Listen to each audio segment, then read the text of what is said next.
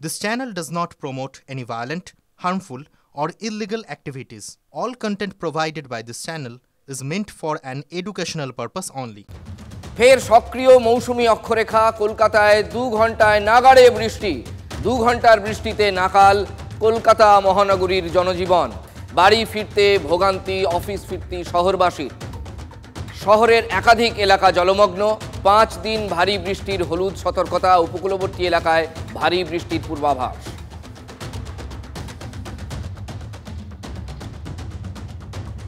একটানা বৃষ্টিতে বেহাল মুম্বাইয়ের জনজীবন তবে আজ কিছুটা বদলেছে সেই ছবি থেমেছে বৃষ্টি বেশ কিছু জায়গায় নামতে শুরু করেছে জল তবে এই স্বস্তি বেশি দিনের নয় ফের মুম্বাই এবং উপকূলবর্তী এলাকায় ভারী থেকে অতি ভারী বৃষ্টির সতর্কতা জারি করেছে হাওয়া অফিস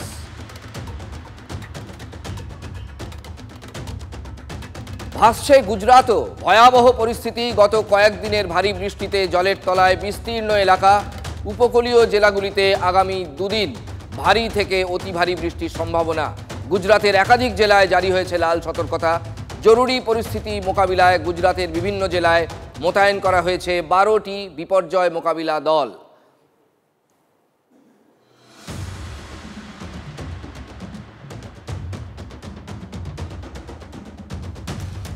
লোকো পাইলটের তৎপরতায় প্রাণে বাঁচল গজরাজ শিয়ালদাগামী ডাউন কাঞ্চনকন্যা এক্সপ্রেসের সামনে চলে আসে একটি দাঁতাল আলিপুরদুয়ারের নাগরাকাটা ও চালসার মাঝে রেল লাইনে উঠে আসে হাতিটি তড়িঘড়ি ট্রেন দাঁড় করিয়ে দেন 2 লোকো পাইলট কিছুক্ষণ লাইনে ঘোরাঘুরির পর জঙ্গলে ফিরে যায় হাতিটি তারপর ট্রেন ছাড়েন চালক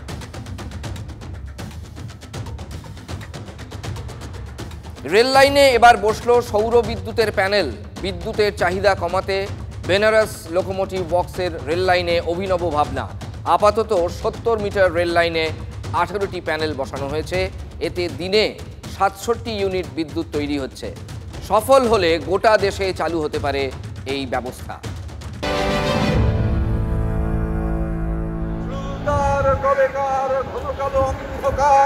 বিদিশার নিশা মুক্তার শ্রাবস্তির কারুকার্য আমরা বাংলা কথা বলি বাংলা কথা বলি বাংলা কথা বললে বাংলাদেশে বাংলা কথা বললে নাকি বাংলাদেশে হয়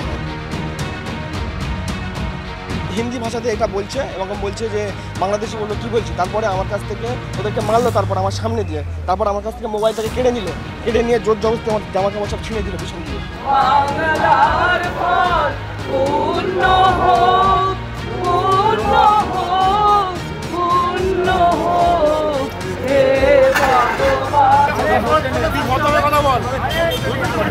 বাংলাদেশি বাংলাদেশ থেকে এসেছিস আমরা এখানে হিন্দি কথা বলবো তোরা কি করবি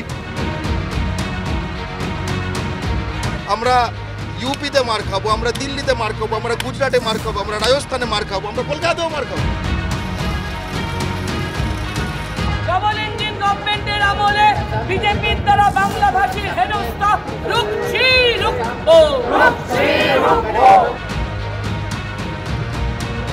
গুজরাটে যদি ধরা পড়বে না কারণ সেখানে বিজেপি সরকার উড়িষ্যায় ধরা পড়বে না সেখানে বিজেপি সরকার নানা জায়গায় বিজেপি সরকার কলকাতায় বিজেপি সরকার তাহলে তারা 1.5 ঘন্টার মধ্যে অ্যারেস্ট হবে না কেন ক্রিমিনালগুলো তৃণমূলের ভাষা আন্দোলন চলছে ভিন রাজ্যে বাঙালি হেনস্থার অভিযোগে ভাষা আন্দোলনের ডাক দিয়েছেন রাজ্যের মুখ্যমন্ত্রী মমতা বন্দ্যোপাধ্যায় আর ঠিক সেই আবহে তৃণমূল শাসিত বাংলায় মমতা বন্দ্যোপাধ্যায়ের শাসিত বাংলায় আক্রান্ত বাঙালি তাও আবার খাস কলকাতায় বাংলায় কথা বলায় বাংলাদেশি লেভেল ছাঁটিয়ে কলকাতাতেই আক্রান্ত বাঙালি পড়ুয়ারা বিগ নিউজ এখনো পর্যন্ত 2 জনকে গ্রেফতার করেছে মুচিপাড়া থানার পুলিশ ধৃত ইমতিয়াজ আলী দীপক কুমার সাউ মূল অভিযুক্ত কৃষ্ণ কুমার এখনো ধরা পড়েনি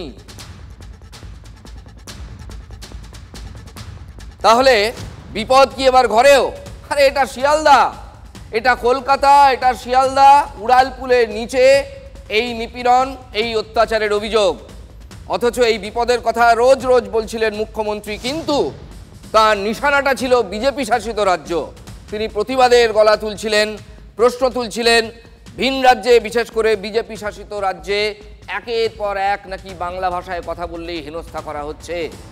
আজ সেই বিপদ ঘরে ঢুকে পড়েছে, মমতা বন্দ্যোপাধ্যায় নিজের রাজ্যে ঢুকে পড়েছে।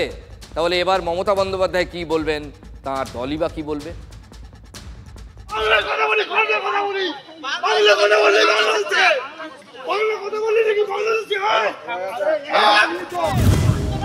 বুধবার রাতে কলকাতা মেডিকেল কলেজের প্রতিবাদ কারমাইকেল হস্টেলে পড়ুয়াদের। কেন? হস্টেলে কয়েকজন শিয়ালদা ব্রিজের নিচে একটি দোকানে মোবাইল কভার কিনতে যান। দর কষাকষি নিয়ে বিক্রেতার সঙ্গে বচসা বাঁধে। তারপরে বাংলাদেশি বলে কলকাতা বিশ্ববিদ্যালয় পড়ুয়াদের মারধরের অভিযোগ। একটা লোক তাকে বাংলাদেশি বলে আখ্যা দেয় আমাদের 3-4 জনকে, সেই জন্য আমরা প্রতিবাদ করি এবং তার জন্য তাকে ছুরি দিয়ে, কখনো বন্দুক দিয়ে, কখনো লাঠি দিয়ে আঘাত করে আমাদের।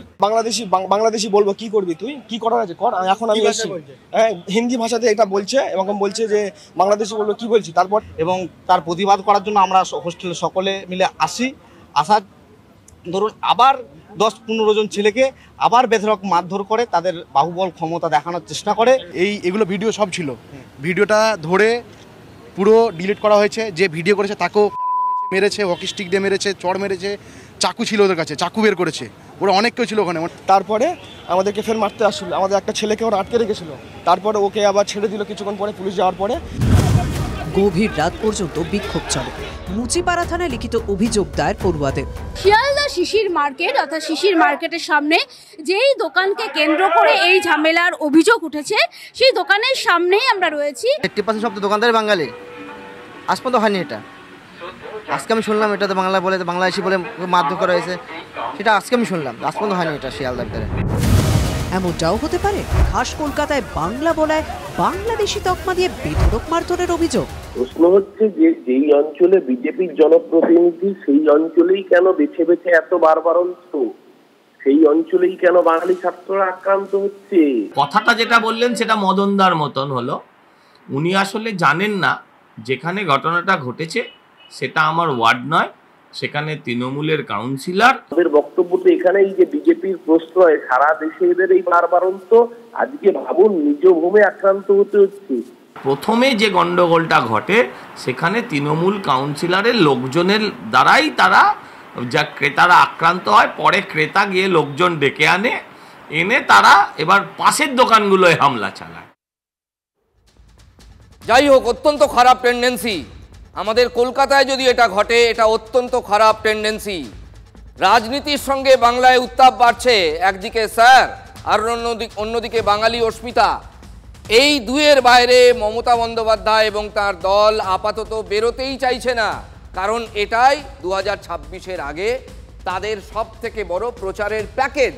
আগের দিন আপনাদের বলছিলাম যে একটা স্ট্র্যাটেজি ঠিক করেছে তৃণমূল, যে এটার বাইরে বেরোবে না। তাদের প্রচারের এটাই ফোকাল পয়েন্ট, বাঙালি বাঙালি আর বাঙালি, অবশ্যই সঙ্গে পরিযায়ী শ্রমিক, সেটাও এই চ্যাপ্টারটার ভেতরেই পড়ে। এমন ভাব তৃণমূল করছিল যাতে স্বর্গ মর্ত পাতাল একবারে এক করে দিচ্ছিল। কিছুতেই এই ইস্যু থেকে তৃণমূল বেরোচ্ছিল না। বারবার আবেদন করেছিলেন মুখ্যমন্ত্রী, যারা পরিযায়ী শ্রমিক, ঘরের ছেলে ঘরে ফিরে আসুন, পরিযায়ীদের জন্য শ্রমশ্রী প্রকল্প চালু করেছেন।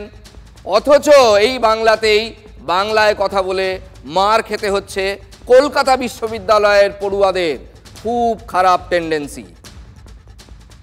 নিন্দনীয় ঘটনা বললেও কম বলা হয়। অসভ্যতামর একটা চূড়ান্ত জায়গায় পৌঁছেছে এবং এইটার পিছনে প্রচ্ছন্ন মদত। আমি তো বলবো এ রাজ্যের বিজেপি নেতারা বারংবার করে যখন বাংলাদেশি বলে দাগিয়ে দেওয়া হচ্ছে, উল্লাস প্রকাশ করছেন, বাঙালির উপর অত্যাচার হচ্ছে, উল্লাস প্রকাশ করছেন। কলকাতাতেও যদি বাঙালি হয় তাহলে বাঙালির অবস্থা অন্য রাজ্যের থেকে পশ্চিমবঙ্গে বেশি করুণ ধরতে হবে।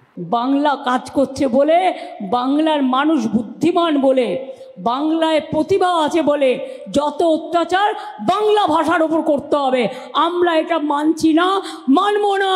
আমি মাননীয় মুখ্যমন্ত্রীকে প্রশ্ন করতে চাই যে আজকে আপনার শাসনে বাংলা কথা বলার জন্য যদি শিয়ালদাতে এই ধরনের প্রশ্নের সম্মুখীন হতে হয়, তাহলে আমাদের তো প্রশ্ন উঠে যায় যে আপনি কি বাঙালিদের পক্ষে, নাকি শিয়ালদাটা আপনি অন্য কারো হাতে তুলে দিয়েছেন? পুলিশ এটা অ্যাকশন নেবে।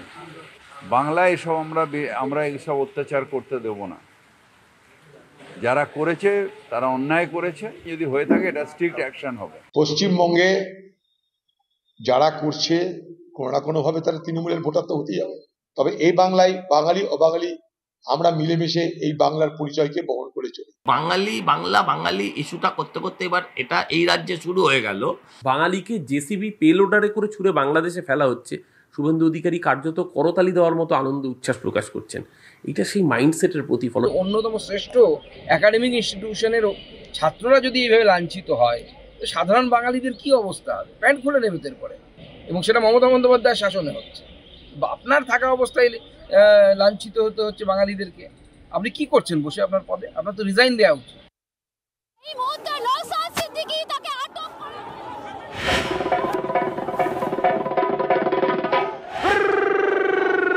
নাকের বদলে নরুন পেলাম তাক দুমাদুম দুমাদুম তাক দুমাদুম দুম।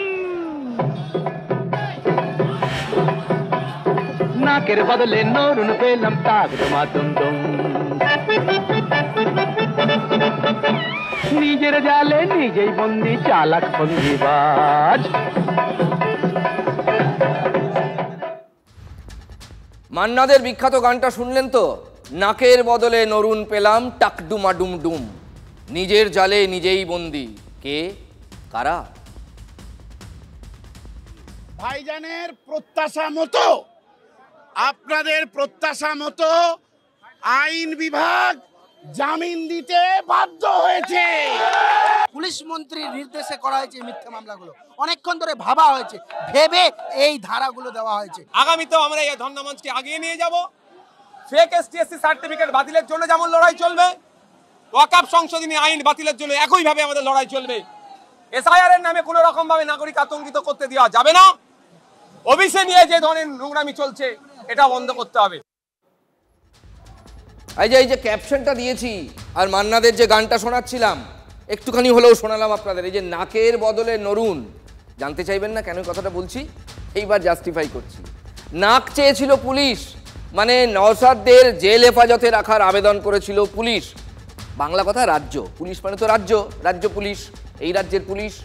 কিন্তু পেল নরুন, মানে জামিন পেয়ে গেলেন নওশাদ এবং তার সঙ্গীরা, 94 জন সঙ্গী এবং নওশাদ, মোট 95 জন। গতকাল ধর্মতলায় ধর্নায় বসতে চেয়েছিলেন নওশাদ, এমএলএ নওশাদ সিদ্দিকী ধর্নায় বসতে চেয়েছিলেন, তখনই তাকে পুলিশ গ্রেফতার করে। মামলা সাজানো হয়েছিল জামিন অযোগ্য ধারায়, তাও জামিন। বলছে আমাদেরকে একটা ছোট্ট জায়গা দিয়ে দাও সাইডে, যতটা আপনারা দেবেন ব্যারিকেড দেবেন, ওর বাইরে একটা লোক যাবে না, না করতে দেবো না। খুব জোরে মেরেছে আমার ঘুষিটা। যারা যেচে সিন ক্রিয়েট করতে ধাক্কাধাক্কির মধ্যে ঢুকছে, তারা তো চাইছে কিছু একটা লাগুক, নইলে সেটা দিয়ে পলিটিক্স করবে। আচ্ছা আমরা কি বোমাগুলি পিস্তল নিয়ে এসেছি? আমরা কি বোমাগুলি পিস্তল নিয়ে এসেছি? আমাদেরকে একটা ছোট জায়গায় বসতে দিচ্ছেন না কেন? এই মুহূর্তে নওশাদ সিদ্দিকী তাকে আটক করা হলো। নওশাদ সিদ্দিকী তারা বিভিন্ন দাবিতে আজ তারা ধর্ণা দেবেন বলে এসেছিলেন, পুলিশের তরফে কোনো অনুমতি ছিল না। তারপরেও কিন্তু তারা মেট্রো চ্যানেলের সামনে আসে, মেট্রো চ্যানেলের সামনে এই মুহূর্তে নওশাদ সিদ্দিকী তাকে আটক করা হচ্ছে, পুলিশ প্রশাসনের তরফ থেকে তাকে আটক করা হচ্ছে। প্রতিবাদ কেন্দ্র সরকারের বিরুদ্ধে, রাজ্য সরকার এত তৎপরতা দেখাচ্ছে কেন? গতকাল গ্রেফতার হওয়ার আগে যে প্রশ্নটা বারবার করছিলেন নওশাদ নিজে, আজ বারবার সেই প্রশ্নটা তিনি আবার করেছেন এবং তার আইনজীবীও করেছেন। জামিন অযোগ্য ধারা কি বলবেন? বিজেপির বিরুদ্ধে লড়াই তৃণমূলে এত সক্রিয় কেন? আমাদের আন্দোলনটা কেন্দ্রের বিজেপি সরকারের বিরুদ্ধে। তৃণমূল সরকার তার পুলিশকে এগিয়ে দিয়ে আমাদের আন্দোলনকে ভুলণ্ডিত করার চেষ্টা করেছে। তৃণমূলের পুলিশ দিয়ে ওয়াকফের বিরুদ্ধে আন্দোলন আটকাতে পারবে না। আমরা সম্পূর্ণ নিরস্ত্র, না আমাদের হাতে লাঠি, না হাতে কোনো অস্ত্র, কিছুই ছিল না। আমরা ধর্ণা মঞ্চে বসছি, ধর্ণার মঞ্চে বসে আমি একটু কাঁদতে চাই। এই রাজ্য সরকার আমাকে শান্তি মানে একটু শান্তিতে কাঁদতেও দিতে চাইছে না। এসআইআর নিয়ে নাগরিক হয়রানি বন্ধ করতে হবে। মমতা বন্দ্যোপাধ্যায় তিনি এসআইআর নিয়ে বলতে পারেন, তিনি রাজ্যের পুলিশ মন্ত্রী, কিন্তু অন্য কেউ বলতে পারবেন না। কেন? সত্যি ব্যাপারটা বেশ অদ্ভুত, তাই না? অদ্ভুত এই কারণেই বলছি যে নওশাদদের আন্দোলনে কোনো অস্ত্র বা শস্ত্র কিচ্ছু ছিল না, অ্যাটলিস্ট কিচ্ছু দেখা যায়নি, পুলিশ এমন কিছু পায়ওনি, ফেলে তো পুলিশ দাবি করত। পুলিশের ওপর কোনো রকম হামলা হয়নি। এই যে কথায় কথায় পুলিশ আটক করে, ধরে নিয়ে যায়, লাঠি চালায়, কখনো আবার লাথিও মেরে দেয়। এই যে যারা শিক্ষা সংক্রান্ত শিক্ষক, কেউ হবু শিক্ষক, কেউ আবার চাকরি হারিয়ে আন্দোলন করছেন। আমরা যা ছবিগুলো দেখি, কখনো কলকাতায় কখনো সল্ট লেকে, সেক্ষেত্রে পুলিশ বারবার যেটা বলে যে পাবলিক প্রপার্টি নষ্ট করার চেষ্টা হচ্ছিল। কই আমরা তো দেখলাম না এই ক্ষেত্রে কালকে কোনো ধর্মতলায় অ্যাটলিস্ট কোনো পাবলিক প্রপার্টি মানে হচ্ছে জনগণের সম্পত্তি, মানে সরকারি সম্পত্তি ভাঙচুর হলো, এমন তো কিছুই হয়নি। তাহলে পুলিশ কেন তাদের গ্রেফতার করলো, এবং শুধু গ্রেফতার করলো তাই নয়, জামিন অযোগ্য ধারা প্রয়োগ করলো? ভাই এটাই হচ্ছে সবথেকে বড় প্রশ্ন। তৃণমূল সংশোধিত ওয়াকফ আইন এবং স্যার এই দুটোরই বিরুদ্ধে, নওশাদ এবং তার দল আইএসএফ তারাও এটার বিরুদ্ধে। তাহলে তারপরে, অর্থাৎ আমি বলতে চাইছি কালও এই যুক্তি আমরা দিচ্ছিলাম, আজও পেশ করছি, দিতেই হচ্ছে যেহেতু আজকে জামিন হয়েছে, যে তাহলে যে আন্দোলনটা আপনারাও করেছেন, আপনারা ইন্সপায়ার করেছেন, তৃণমূল সরকার যে আন্দোলনটাকে এনকারেজ করেছে, সেই আন্দোলন যখন নওশাদ সিদ্দিকী এবং তার টিম করছে বা তার দল করছে, তাহলে মমতা বন্দ্যোপাধ্যায়ের পুলিশের তরফ থেকে এই আন্দোলনে বাগড়া কেন? তারপরেও নওশাদের এই আন্দোলনে এত আপত্তি কেন তৃণমূল সরকারের? এটা কিন্তু একটা মুদ্রা প্রশ্ন, এর উত্তর পাওয়া যাচ্ছে না।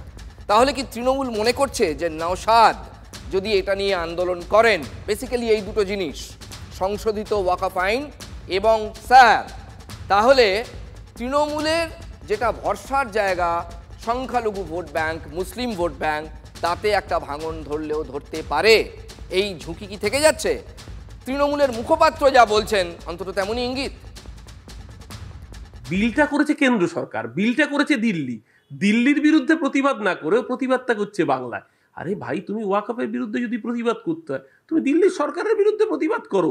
প্রতিবাদ কেন্দ্র সরকারের বিরুদ্ধে, রাজ্য সরকার এত তৎপরতা দেখাচ্ছে কেন? এখানে নির্বাচনের আগে আসলে এরা শুভেন্দু অধিকারী এজেন্ডাকে স্যাটিসফাই করছে।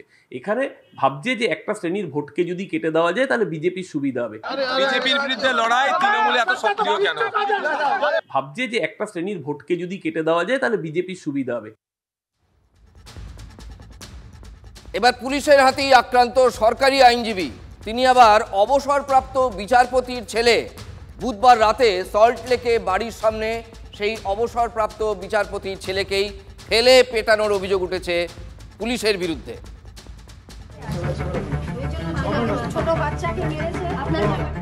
এবার বিধাননগর পুলিশের বিরুদ্ধে অবসরপ্রাপ্ত বিচারপতির আইনজীবী ছেলেকে রাস্তায় ফেলে পেটানোর অভিযোগ।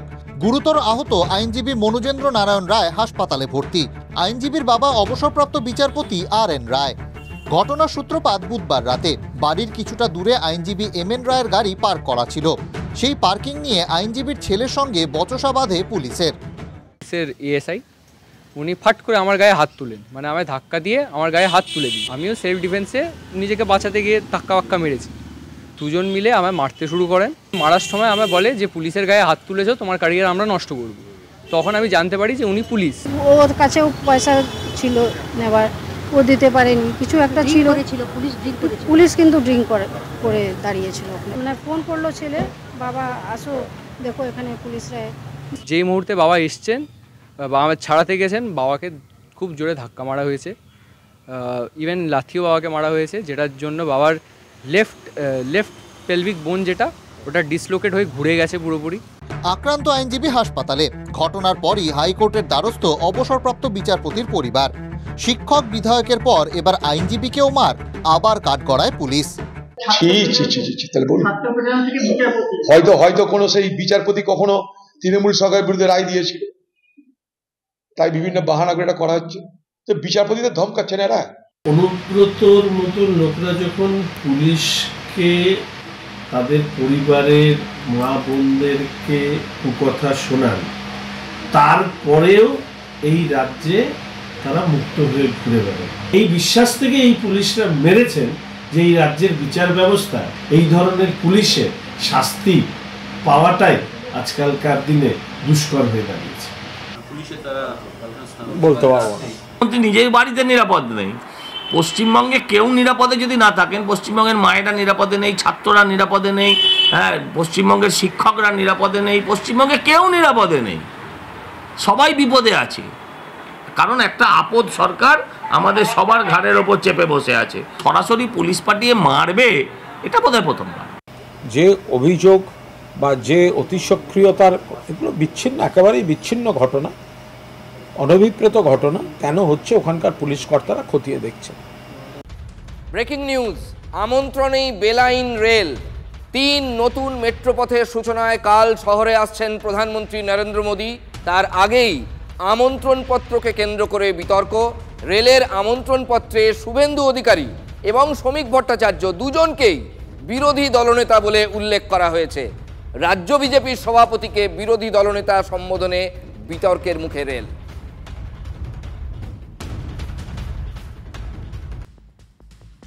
রাজ্য পুলিশের রদবদল, ডায়মন্ড হারবারের এসপি পদে বদল। ডায়মন্ড হারবারের নতুন এসপি হলেন বিশপ সরকার। রাহুল গোস্বামীর জায়গায় নতুন এসপি হয়েছেন তিনি। কালিম্পংয়ে শ্রীহরি পাণ্ডের জায়গায় নতুন এসপি হয়েছেন অপরাজিতা রায়।